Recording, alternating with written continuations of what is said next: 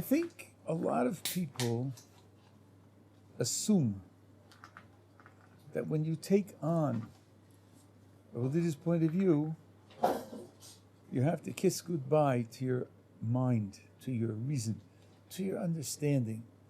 You're getting involved in something that's infinitely tall, infinitely big, and God can't be understood altogether. And then you just have to take orders and be a robot. But to stop and question and to analyze, to try to explain, is left behind. And then, with that assumption, that attitude, when you get into Jewish learning, you find the exact opposite is the case. The Torah, as a life system, gives a very large stamp of validity to human understanding, to human logic, ability to arrive at the truth, to rely on the truth, and to make an effort to understand. The Torah does not belittle human reasoning, human understanding at all. I want to give you, first of all, some direct applications of that, and then I'll give you an extended example of how it works. First of all, the Torah has, as one main part, a book of law. That book of law is quite extensive. There's civil law, criminal law, organization of the state, various institutions, the rules by which they operate. It's a vast body of law, and it is expected that Jews will master it and apply it. So just the scholarship and logic and analysis necessary to understand that body of law and to be able to reconcile contradictions within the law and to define the key concepts and to be able to apply them to new cases, novel cases. If the Torah is given with a complete body of law, then it's assumed that the human beings to whom it's given can, in fact, handle it. And that means that the intellectual abilities of the human being must be taken as basically accurate, basically reliable. That's understanding the body of law, analyzing it. What about applying it? Applying Jewish law to the real world assumes that we are able to understand the real world. If the analysis of our environment and the basic principles by which the world runs were beyond us entirely, then we wouldn't be able to apply Jewish law to the real world. For example, Yom Kippur is coming up. Suppose a person has a medical condition, and he wants to know, given my medical condition, should I fast in Yom Kippur or not? How is a decision like that made? Well, first you go to a doctor, and you ask the doctor, given my medical condition, if I make a 25-hour fast, what's likely to happen? And the doctor will say, well, the probability of this outcome is this, probably that outcome is that. He gives him a medical picture. Then the person takes that medical picture to the Rav and says, these are the likely consequences of my fasting. Does the halacha require me to fast or not? If you couldn't trust medical science to understand what the probabilities are of consequences of fasting, you wouldn't be able to get an accurate law about whether or not you're supposed to fast on Yom Kippur. But since that's the methodology that the Torah uses, it must be that the Torah assumes human reason is capable of understanding the world around us with reasonable accuracy. Nowhere should anyone assume that human beings are infallible. Human beings make mistakes quite often. But that doesn't mean that the reasoning that they present, understanding that they arrive at, is not generally reliable. The Torah, laying down a system of law and expected to be applied to the real world, has a double commitment to the general accuracy of human reasoning. Then there's a third application. It is a mitzvah, in a general sense, to search for the reasons for the commandments. To search for the reasons for the commandments. Here, the Torah takes a double position. On the one hand, blind obedience is valid. It's valid. It's good. One will be rewarded for blind obedience, but it's not ideal. It's not ideal. Ideal is informed obedience. And informed means understanding the reasons for the commandments. Maimonides says in 2 places in his book of law that every Jew should invest in trying to understand the reason for the commandments. And there's a big literature going through all of the commandments and giving reasons. Now, let's just analyze for ourselves what kind of project this is. Finding reasons for the commandments. What kind of commandments are we talking about? The commandments are divided into 2 basic levels. That which was commanded by God through Moses to the Jewish people, and those that were created by the rabbis. Reasons for laws created by the rabbis is not too difficult. Almost always the rabbis told us the reasons why they created those laws. So just go look it up. What about reasons for the laws that God ordained? On a few occasions, God himself tells us at least part of the reason why he ordained a certain law. On the vast majority of cases, he does not say. Are we supposed to investigate God's reasons for making laws? How would we do that? Are we capable of reading God's mind, so to speak, psyching God out, figuring out what his hidden concerns are? And it does sound a bit chutzpahdik, a bit wild and unreasonable. Nevertheless, Maimonides says everyone should investigate reasons for the commandments, including commandments that go back to God. And indeed, in the Guide of the Perplexed, 1/6 of the entire book is devoted to giving the results of Maimonides' research into the reasons for the commandments. How is this done? The basic way in which it's done is this. Let's suppose the Torah says in one place, do A. That's a law. Do A. Suppose someplace else, maybe disconnected, it says B is a value. B is an important thing to try to promote, to achieve, to support, to develop. So now I'm looking at the tradition. I have a law to do A, and I have a statement that B is an important value. Now let's suppose independently I realize, or I do some research, and discover that doing A promotes B. Then it's fair for me to say that part of the reason for doing A is to promote B. How can I do that? Am I not trying to read God's mind? No, because God himself told me that promoting B is something that he wants. So if God tells me promoting B is what he wants and that I should do A, and I see myself that doing A promotes B, then I'm allowed to say that promoting B is part of the reason for doing A. That sets up an almost endless research program. You have the laws, you have the values, look for connections between them. That requires psychology, it requires sociology, it requires economics. Any number of different disciplines which describe how the world works may be necessary to understand how various commandments reflect various values. I'll give you an example of one that I got wrong for many, many years, until a professor of sociology who happened to know some economics corrected me. There are certain taxes on farmers. Farmers have to give 1/10 of their produce to the Levites, and in the 3rd and 6th year, 1/10 of their produce to the poor, and they have to give some small portion to the Kohanim. And I wondered why the farmers have to pay these taxes. What about people who catch fish? What about people who make shoes? What about people who provide transportation? They don't pay the tax. Only the farmers pay the tax. I wondered why that is. Why is the Torah specifying farmers to support the tribe of the Levites and so forth and so on? Now you can imagine all sorts of explanations why the Levites are special land and land grows. You could think of all sorts of explanations. But this professor of sociology said to me, you're making a basic mistake. You're forgetting that the basic grain products of the farms are the basic food staple for the entire population. You tax the farmers, they raise the price of food. They raise the price of food, people are going to have to pay more for food because that's the basic nutrition.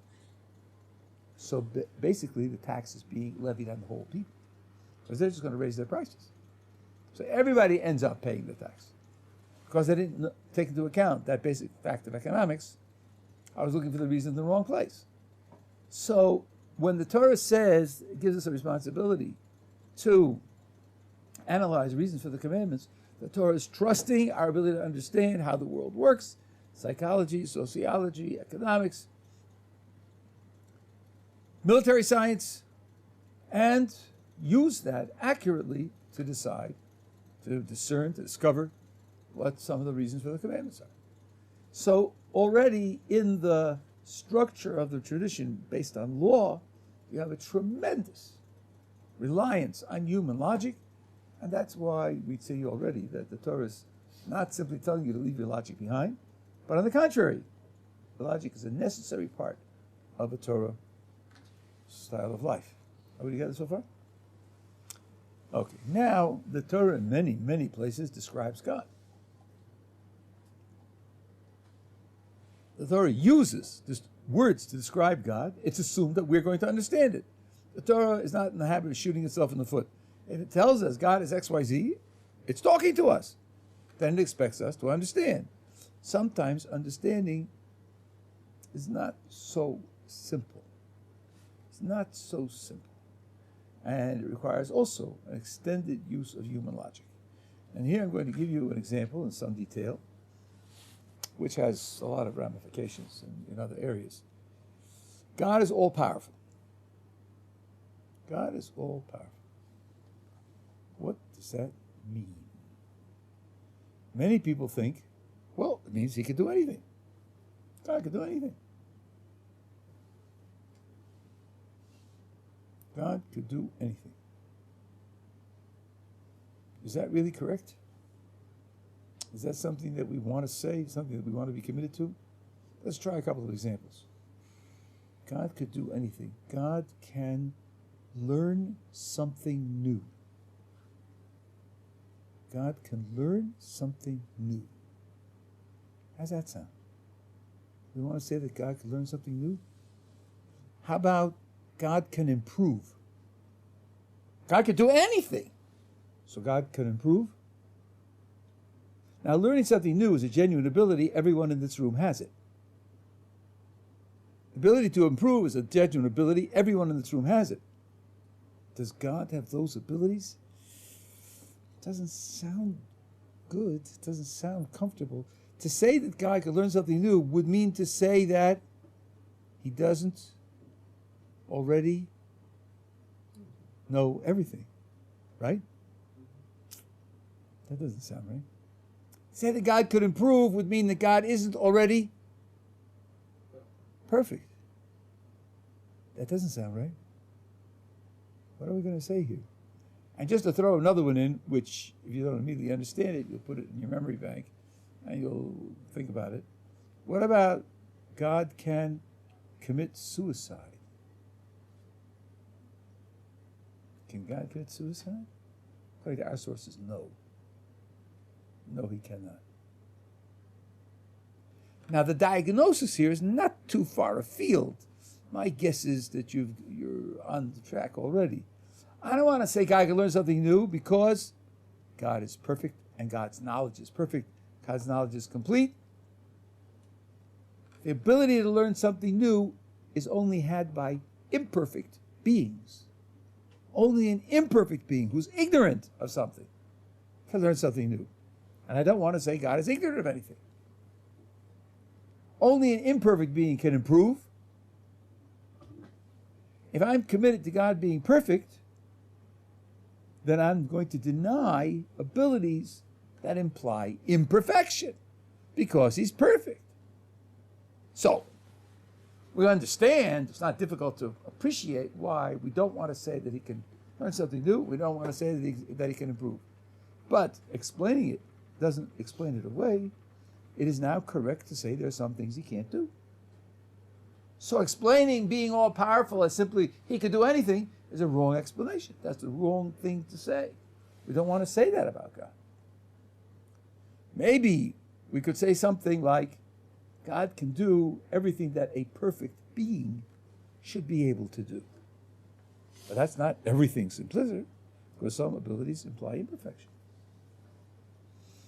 And at this point, some people say, but look, God is unlimited. You can't limit God at all. You can't deny anything of God. You can't You can't put barriers in front of God. You can't declare anything off limits for God. I wonder. God is unlimited. Unlimited. Can't say no. Can't say no. Can we say that God can make decisions and he has the potential to do anything? He just wouldn't do it. Well, again, what about learning something new? I mean, I can learn something new. I just open up a telephone book and look up a line in the telephone book, right? But he can't do that. Right? What about? Or he could he make himself forget something and then. But then forgetting means at that moment he doesn't know everything. That's an imperfection. It's already an imperfection. But the idea of committing suicide is only appropriate for something whose existence isn't necessary. There are many, many things in the world, almost everything, which could exist or could not exist. Usually there's a time at which it didn't exist. Then it exists. It could go out of existence or not go out of existence. A living being that's like that can commit suicide because there's nothing demanding that he exist. Isn't God a spiritual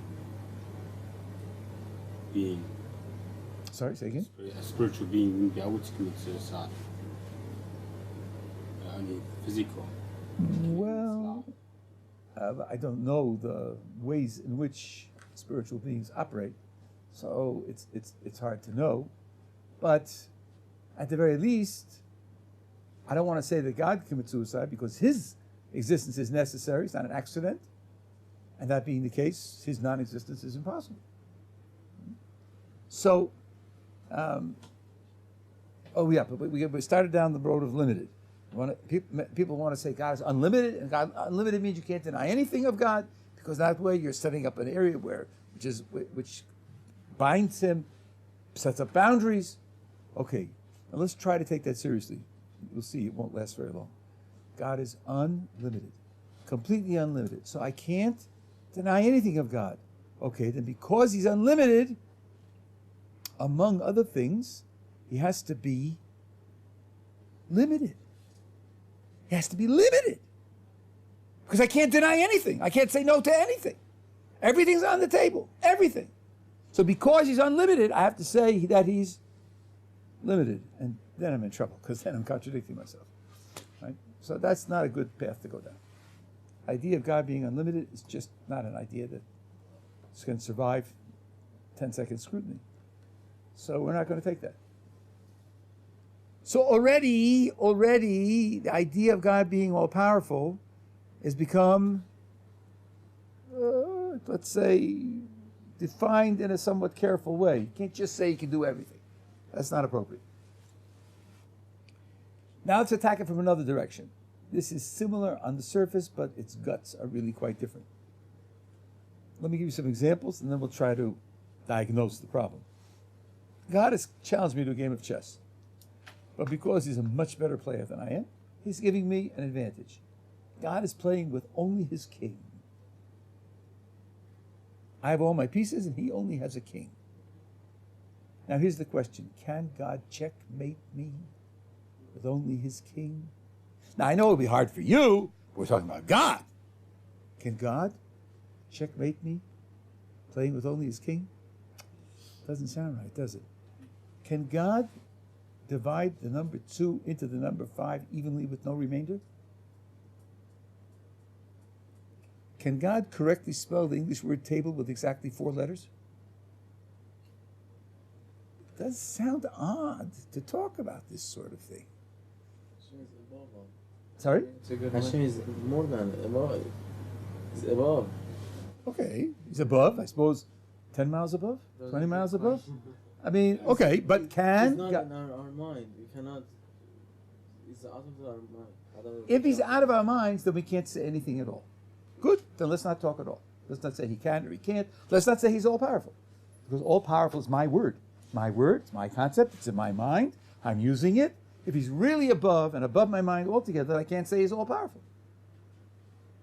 can't say anything. Do something very un-Jewish. Just stop talking. Shut up.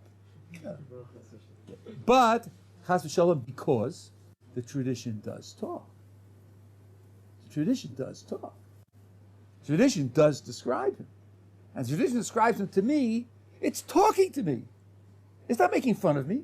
It's not punching me in the nose. It's talking to me. Well, if it's talking to me, it expects me to understand. So it's got to make sense. So now we're back to square one. If the tradition says that he's all-powerful, what does it mean?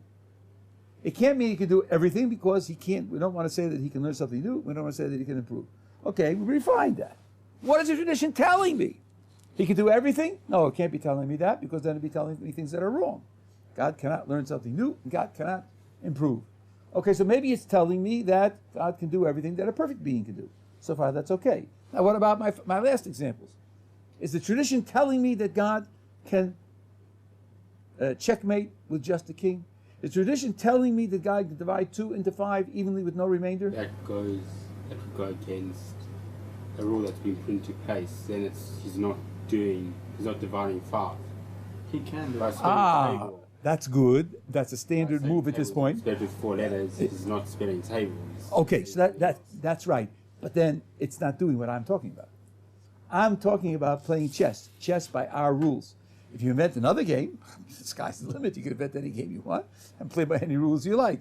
If you don't call it division, you give it some other name or another mathematical function, then 2 and 5 may relate within that math. But I'm talking about division. Division is defined in our mathematics.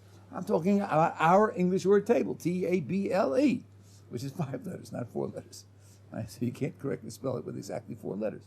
Right? Here, it sounds like, and by the way, that's what the tradition says. Maimonides, the Malbim, the Kuzari, all of them say, we do not say that God can make square circles. We do not say that. We do not say God can make square circles. We do not say that. Question is, why not? Why not? Are we now admitting that God has limitations? That he's not all-powerful because making square circles is too hard for God? It's too hard? Is that what we're saying? Is that what the tradition is teaching us? I say no. No, the tradition is relying on a piece of understanding, which is very important to appreciate. Square circle, checkmate with just the king, dividing 2 into 5 evenly with no remainder, spelling the word, English word table with exactly 4 letters, all of them are contradictions. And words that are contradictory have no meaning. And since they have no meaning, they make no sense. And since they make no sense, they don't describe something to be done. To say that God has a limit, you'd have to say, here's something to be done, and he can't do it. But if when you open your mouth, you state contradictions, so you are talking nonsense, you're not expressing a limitation on God. You're not expressing anything. You're just talking nonsense. Let me give you an extreme case. Can God blah? What's blah? Blah is a sound. Can he blah or not? You're very frum, aren't you? You have to say yes. You have to say yes. No, I don't. I don't have to say yes because you didn't ask a question. Can God blah is not a question. Blah is not a word. Blah has no meaning. You want me to answer a question? Please ask a question. Don't talk nonsense. Now, square circle is just like that. Let me illustrate. You're going to the mall. You get a call from a friend. The friend says, going to the mall? Do you happen to have a spare $25? Yes. Please do me a favor. While you're there, pick up for me a square circle. Where would you look? In the supermarket? In the home architecture? In the art store? Would you look in the automobile shop? Where would you look for a square circle? What would you say? I think what you say is, what? What did you say? What do you want me to get? A square circle? I'm sorry, I don't get you. I hear the words, but nothing lights up in here. You say square circle, but nothing comes in. I don't know. I have no idea what to do. I have no idea what you want. You have to explain yourself, or I can't help you. I can't go to the mall and get you a square circle. I can't do that because so far you haven't made sense. You haven't made any sense. The reason we don't say God can make square circles is not because he's too weak. It's not because this is a limitation. It's because we are committed to talking sense, not nonsense. To say God can make square circles is to convict yourself of talking nonsense. And that's true for all of them. Checkmate with just a king is nonsense. Dividing 2 into 5 even with no remainder is nonsense. Spelling the English word table with exactly 4 letters is nonsense. There are open, manifest contradictions. Open, manifest contradictions are nonsense. They don't communicate sense. In that respect, they're like blah. They're different in certain internal ways, but in that respect, they're like blah. And therefore, I am not required to say, indeed, I ought not say that God can do those things, because they aren't things to be done. And when I refuse to say he can make square circles, I'm not acknowledging any limitation on God. It's not that he's not strong enough to do that. There's no that to do. Now, I'll give you an analogy. If this helps, great. If it doesn't help, just forget it. For some people it helps, and some people it doesn't. I want you to meet my friend George. My friend George paints portraits. Portraits. I claim he can paint a portrait of anyone. All races, men or women, all ages, whatever emotions you want. He's the universal portrait painter. And the critic says, oh, no, he isn't. Making a mistake. I said, really? Why? Whose portrait can't he paint? And he says, he can't paint a portrait of Santa Claus. Oh, is that a limitation on my friend George's ability to paint portraits? Not at all, because, I hope I'm not breaking your hearts, there is no Santa Claus, right? We're on the same page. There is no Santa Claus. So there isn't a candidate for a portrait called Santa Claus. To show that my friend George's painting abilities are limited, you'd have to say he can't paint George Washington. He can't paint Mao Zedong. If you give me the name of a person and he can't paint him, so then that would be a limitation. But there is no Santa Claus. I don't have to defend George's painting ability by saying, yeah, he can paint Santa Claus too, because Santa Claus isn't someone to be painted. It's exactly the same. Somebody asked, can God make square circles? When I refuse to say that God can make square circles, I'm not accepting any limitation on God whatsoever. I'm simply pointing out that the question makes no sense because square circle makes no sense. So no question has been asked. Okay. Now, this is the way to answer that old chestnut. Can God make a stone too heavy for him to lift? This is what sophomores in college think up about 1:30 a.m. after the third beer. Now let's see. Can God make a stone too heavy for him to lift? Let's see. If he can make it, then he can't lift it. And if he can't make it, then that's the thing he can't do. He can't make it. Either way, there's something he can't make. So he can't be all-powerful. I just proved it with logic. Order the cheeseburgers. We know there is no God, so we just proved it with logic. Right? But from what I have described to you, that's no proof at all. The person offering that reflection about stones too heavy to lift has made a crucial assumption, which isn't correct, because stone too heavy to lift, that description is a contradiction. Just as bad as square circle. Watch, I'll show you. Stone too heavy to lift means stone so heavy that even God cannot lift it. Which means stone so heavy that even God, who's all-powerful, cannot lift it. Which means stone so heavy that God, who can lift anything, can't lift it. Which means stone so heavy that God can lift it and can't lift it. And that's a contradiction. That's what that phrase means. So when the critic, with that obnoxious grin on his face, says, tell me, Rabbi, can God create a stone too heavy for him to lift? And he's waiting to just deliciously reap his victory. Because if I say yes, then he can't lift it. If I say no, he can't create it. I say to him, excuse me, but since you have contradicted yourself, you haven't asked a question. And since you haven't asked a question, there's nothing for me to answer. I'm not going to answer yes. I'm not going to answer no, because you haven't asked a question. The critic demands that I answer yes or no, so he can convict me of a mistake. But I have a good reason not to answer yes or no, because he hasn't asked a question.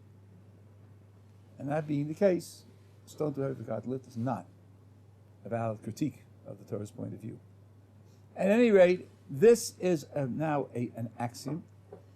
When you fill the blank, God can, and you have a blank, don't fill the blank with a contradiction. Notice how different this is from the first examples. In the first examples, all the examples were perfectly consistent. The ability to learn something new is perfectly consistent. It's a real ability. Everyone in this room has it. The ability to improve is a real ability. It's consistent. Everybody has it. Ability to commit suicide, if you're including that one, as I think you should, is an ability that everyone in this room has. There's nothing wrong with how you fill the blank. In those cases, it's just that we have good reason to think that God doesn't have those abilities. And that's why over there I will say he doesn't have the abilities. But in the second class of cases, what fills the blank is contradictory. If it's contradictory, it makes no sense. If it makes no sense, you're not asking a question, you're not stating a proposition, and therefore I don't say, let's take square circles as the example. I don't say God can make square circles. I don't say God cannot make square circles. Because either way, I'd be talking nonsense. It makes no sense to say that he can, and it makes no sense to say that he can't. If you're going to talk, make sense.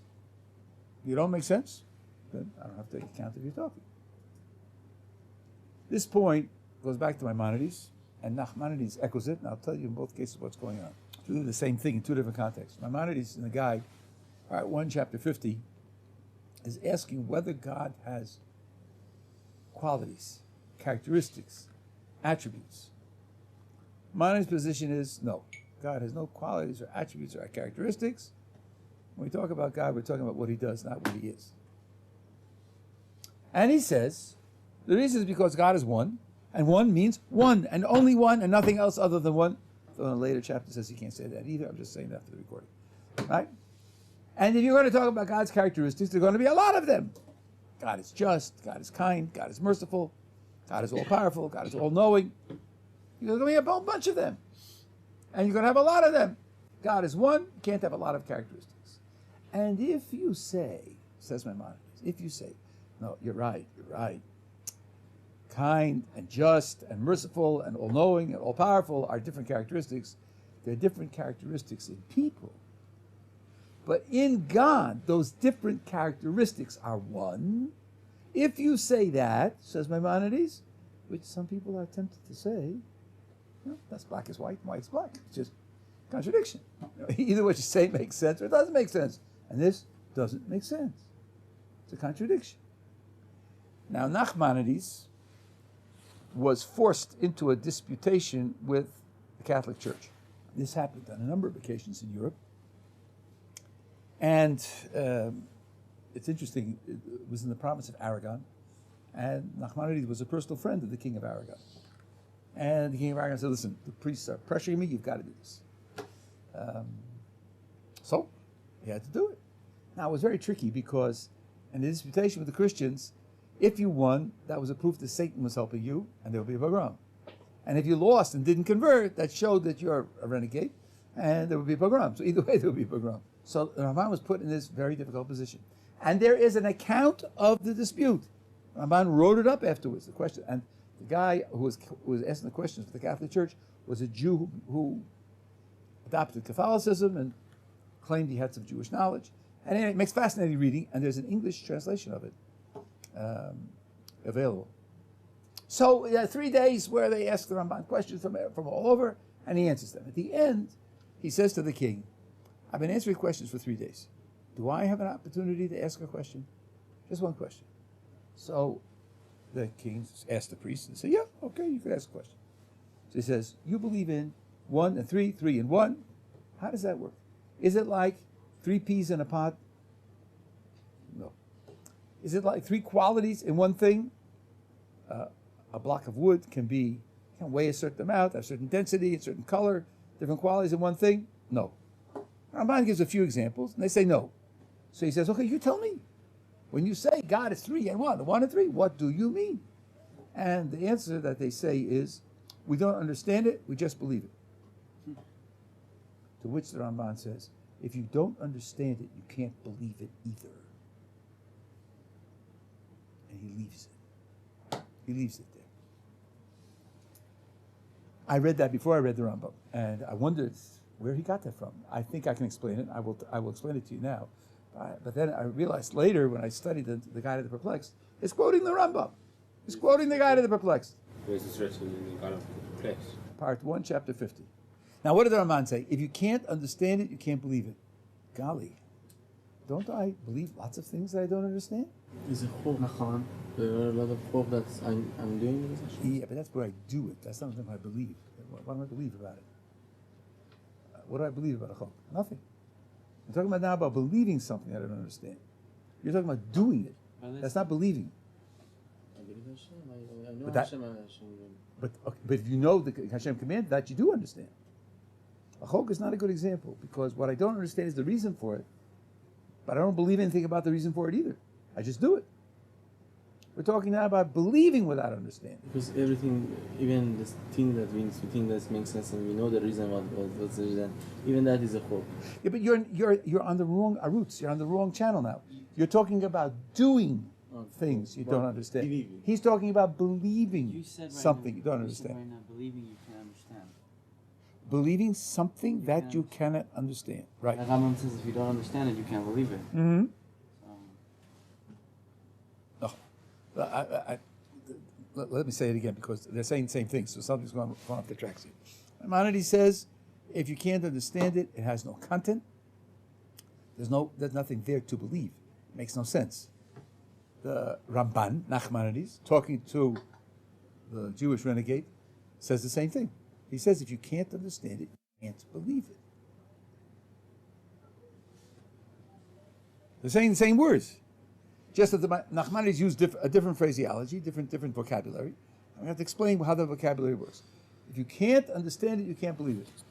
Why? Why don't I believe lots of things I can't understand? The truth is that there are different ways to fail to understand. When we say you can't understand, there are different things you might mean. You might not understand why. You might not understand how.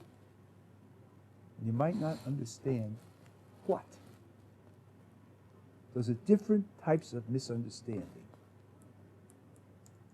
I'll give you some examples. Until about 70 years ago, there was a fundamental problem in understanding vision. We see a three-dimensional world. Up, down, sideways, and depth.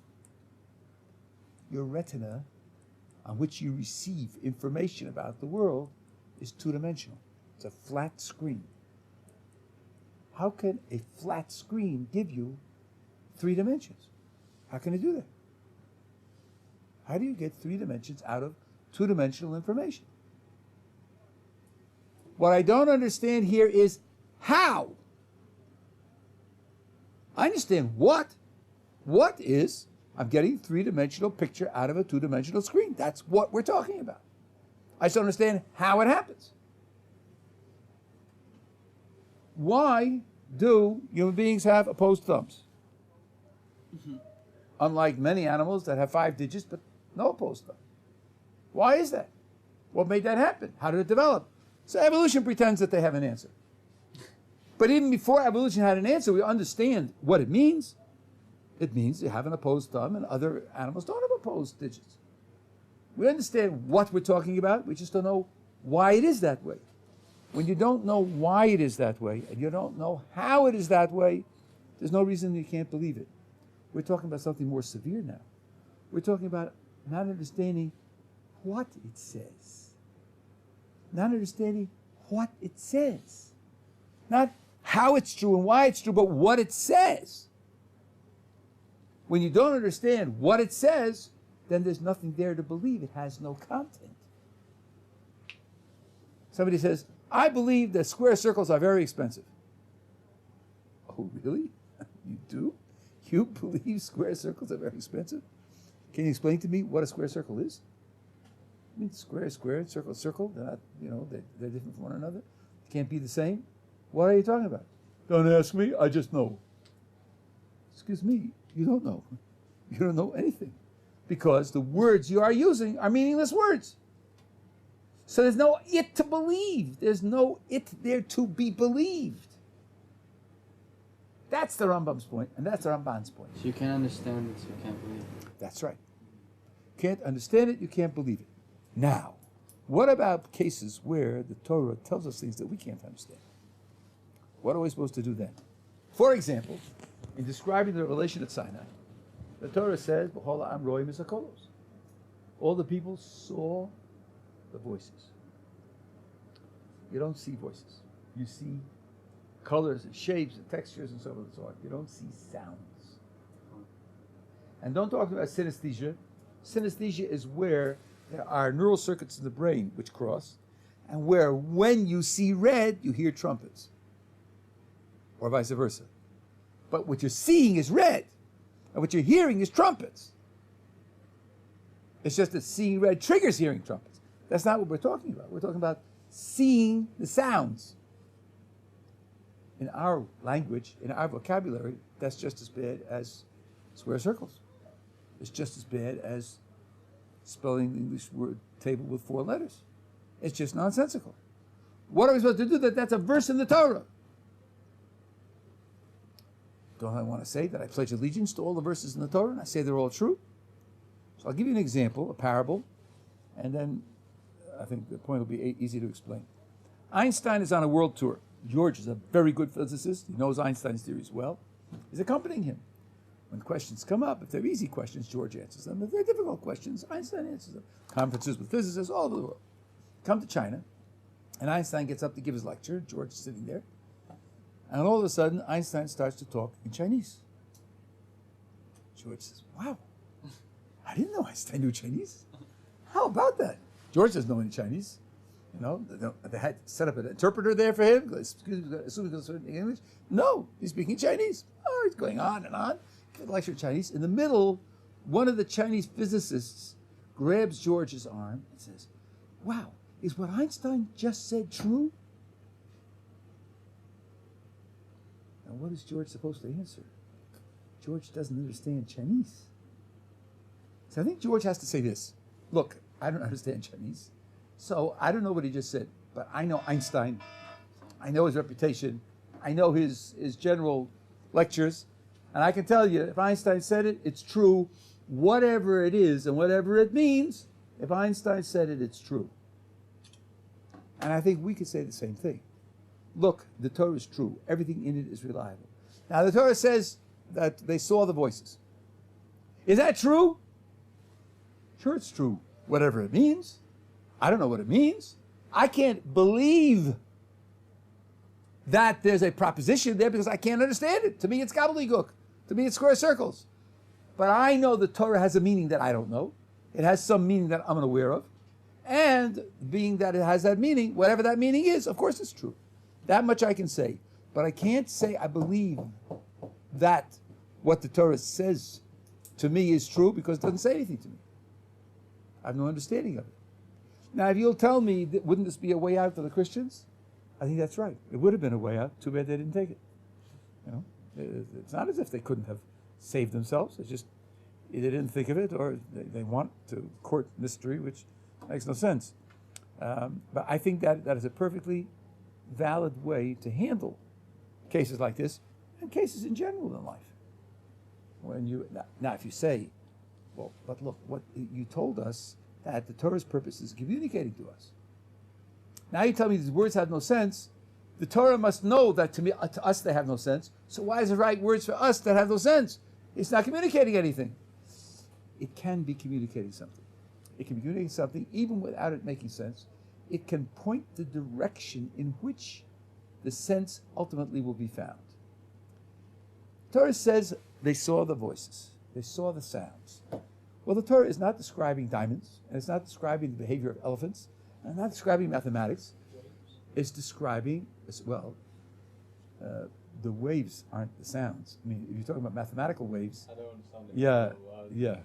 GCSE side. Yeah, if you're talking about the mathematical waves, you can't see mathematics either. The Torah is describing an experience. And the Torah is describing an experience in words that to us are nonsensical. At the very least, that tells us something happened in this experience that is beyond our ability to understand. It was an experience unlike any other experience. That much we do get from it. And that I think is very important because God, when he revealed himself at Sinai, had to communicate to them somehow that he's utterly different from everything else. He's creator. Everything else is created, is a creature. So he did that by giving them an experience that is utterly unlike any other experience. That much I can get. From the very fact that I don't understand the words, I get that. So it is communicating something to me, something valuable to me, even without my understanding. If you've compared it to a squared circle, but you've said you can't say that God can make a squared circle. That's right. Because at the same time it's gobbledygook. So does that tie into us not believing? So here I say like this, that there are two things to say. By the way, this is all written up. This part is all written up. It's on my website. Sometimes people think there's a contradiction, and there isn't. People make a mistake. So then, it's just a false move. It really is not a contradiction. There's a way to make it consistent. So then, when you do that, you're home free. But even if there's no way to make it consistent, there's a difference between what the words mean and what the person means. And sometimes when the person uses words that are meaningless, the way he uses them can give you clues to what he means. Suppose somebody said, "Oh yeah, I just broke my ankle." I hope it doesn't mean that he picked up his ankle and he broke his ankle. No, he just misspoke. He meant ankle. You're not justifying he broke his ankle. Those words make no sense. But you know what he means. He doesn't mean the words that he spoke. He meant something else. Right? Now, you have words, and the words, the way they're understood by us, they're concepts that apply to us, but they can be used to introduce a new concept, a concept we're capable of understanding. We just haven't been taught it yet. And a concept which then will say, oh, guess what? There is a meaning of this to this altogether. An example that I saw in American Philosophical Quarterly once, many years ago. I'm taking just a simple application, but imagine people who have numbers for counting things. Numbers. 16, 142, 5,976. Numbers. Somebody says, you know what? I think there are negative numbers. -5. What? Come on. Be serious. You can't have -5 apples.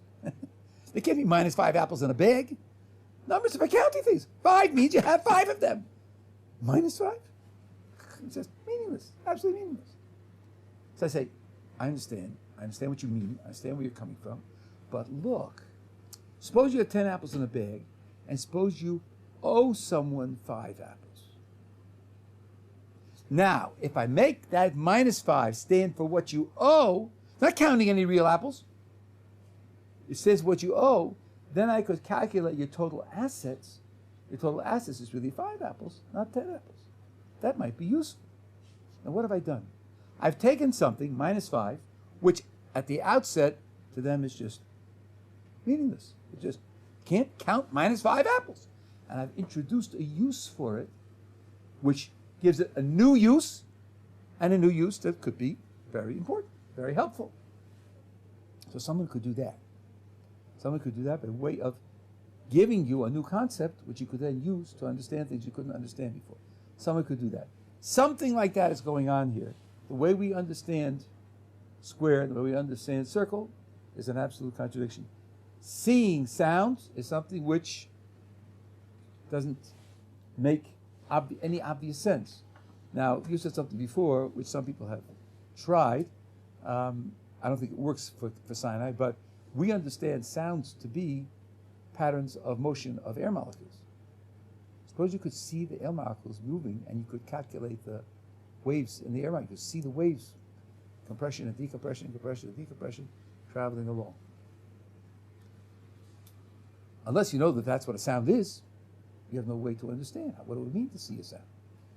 Now, you understand that's what a sound is, all of a sudden, it doesn't have to be a contradiction anymore.